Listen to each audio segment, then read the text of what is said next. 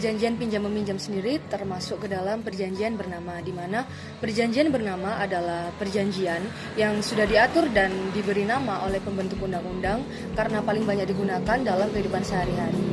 Perjanjian bernama ini pengaturannya terdapat dalam buku 3 Kitab Undang-Undang Hukum Perdata, dimulai dari bab 5 sampai dengan bab ke-18. Perjanjian pinjam-meminjam uang menurut KUHP Perdata pasal 1754 yang berbunyi, pinjam-meminjam ialah perjanjian dengan mana pihak yang satu memberikan kepada pihak yang lain suatu jumlah tertentu barang-barang yang habis karena pemakaian, dengan syarat bahwa pihak yang terakhir ini akan mengembalikan sejumlah yang sama dari macam dan keadaan yang sama pula. Pasal 1 Angka 7 Peraturan Pemerintah Nomor 9 Tahun 1995 menentukan pinjaman adalah penyediaan uang atau tagihan yang dapat dipersamakan dengan itu berdasarkan persetujuan atau kesepakatan pinjam-meminjam antar koperasi dengan pihak lain yang mewajibkan pihak meminjam untuk melunasi hutangnya setelah jangka waktu tertentu disertai pembayaran sejumlah imbalan. Dari ketentuan pasal tersebut, objek perjanjian ini harus berupa barang yang terpakai habis atau yang dapat diganti dengan barang yang sejenis maupun berupa uang. Maka dengan demikian, persetujuan ini melarang mempergunakan objek berupa: yang pertama, ada barang yang tidak bergerak, sebab pada umumnya tidak ada barang yang tidak bergerak yang dapat habis dalam pemakaian. Yang kedua, atau barang bergerak yang tidak dapat diganti dengan jenis yang sama. Sedangkan yang menjadi subjek perjanjian pinjam-meminjam yaitu pemberi pinjaman atau kreditur dan penerima pinjaman atau debitur. Dalam pasal 1759 sampai pasal 1764 Kitab Undang-Undang Hukum Perdata mengatur tentang kewajiban bagi peminjam dan pemberi pinjaman, di mana kewajiban pokok dari peminjam ialah mengembalikan barang atau uang yang dipinjamnya. Tentang saat, yaitu kapankah barang atau uang yang harus dikembalikan, ada beberapa macam. Yang pertama, ada pengembalian harus tepat waktu. Yang kedua, barang atau uang yang harus dikembalikan harus sejenis dan sama keadaannya dengan barang yang dipinjam semula.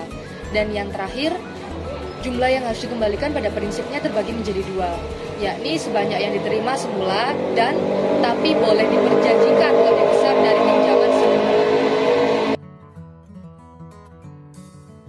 Dan usaha pinjaman yang dilakukan oleh koperasi sangat erat kaitannya dengan kegiatan usaha kredit.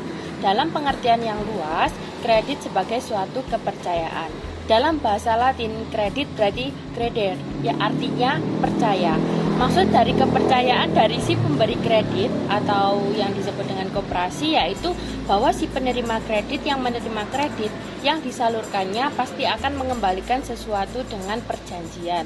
Sedangkan bagi debitur merupakan penerimaan kepercayaan, maka mempunyai kewajiban untuk membayar sesuatu dengan jangka waktu. Pihak dalam perjanjian pinjam-meminjam ada dua. Yang pertama ada kreditur dan ada debitur. Kreditur yaitu pihak yang memberi pinjaman uang, sedangkan debitur yaitu pihak yang menerima uang. Seperti yang sudah dijelaskan, pemberian kredit merupakan suatu kepercayaan. Tanpa adanya keyakinan, suatu lembaga kredit tidak akan ada pemberian kredit. Debitur akan mengembalikan pinjaman yang diterima sesuai dengan jangka waktu yang sesuai dengan kesepakatan kedua belah pihak. Beberapa unsur yang terkandung dalam suatu perjanjian pinjam-meminjam diantaranya adalah: 1. Adanya para pihak.